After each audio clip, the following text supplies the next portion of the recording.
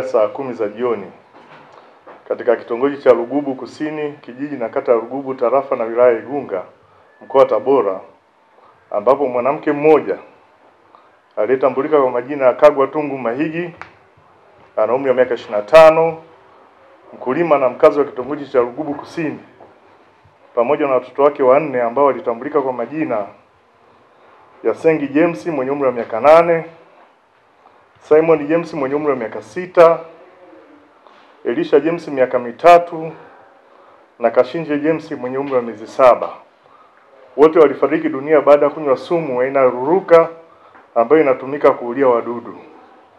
Chanzo ni ugomvi kati ya marehemu pamoja na mume wake, ambapo marehemu alikuwa ni mke mkubwa na kulikuwa na mke mdogo pia. Na chanzo cha ugomvi huu ni kutokana na namna ambavyo mwanamke mkubwa alikuwa anaona kama hapati huduma sawa pamoja na mke mdogo. Na hii ni kutokana na kujengewa nyumba ya kisasa kwa mke mdogo na yeye kuona zile huduma hazipati vizuri. Mbinu ambayo ametumia ni marehemu kumvizia mume wake akiwa amekwenda shambani na kisha akanunua pakiti ya sumu ya kurogea kwenye kikombe cha plastiki na alionyesha watoto wake pamoja na yeye mwenyewe. Nyumbani kwa marehemu kulikutwa pakiti moja ya sumu hiyo ambayo imetumika pamoja na kikombe cha plastiki chenye sumu ambayo ilibakia. Miili ya marehemu ilihifadhiwa mochwari ya Igunga kwa ajili ya uchunguzi, na baada ya uchunguzi kufanyika imekabidhiwa kwa ndugu leo hii kwa ajili ya mazishi. Hili ni tendo la kikatili, kihalifu na lisilo na utu, lililoangamiza maisha ya watu wasiostahili kuumizwa, na pia linaondoa nafasi ya mtu mwenye matatizo kupata msaada wa kweli.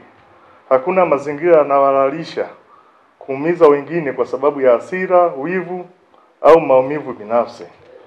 Jeshi la Polisi mkoa wa Tabora linalaani na kuendelea kutoa wito pale inapojitokeza migogoro ya kifamilia kutumia mamlaka mbalimbali, wakiwepo viongozi wa dini, serikali, na sisi Jeshi la Polisi tunalo dawati ambalo linashughulikia masuala ya jinsia pamoja na watoto ili kuweza kupata ufumbuzi wa migogoro mbalimbali.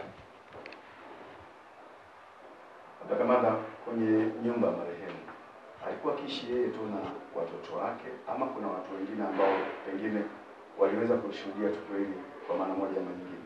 Alikuwa kiishi yeye pamoja na watoto wake na mume wake, ambaye kuna siku ambazo alikuwa analala kwa mke mkubwa na siku nyingine alikuwa anakwenda kwa mke mdogo.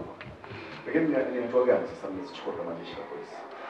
Tumemshikilia mwanaume na tunaendelea kumfanyia mahojiano ili kuweza kubaini mazingira mengine ambayo yanaweza kujitokeza kuhusiana na tukio hili.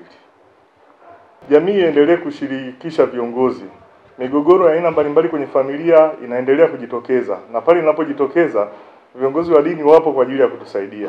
Viongozi wa serikali, wenye viti wa vitongoji, wenye viti wa mitaa pamoja na maafisa watendaji wapo kwa ajili ya kushughulikia changamoto mbalimbali.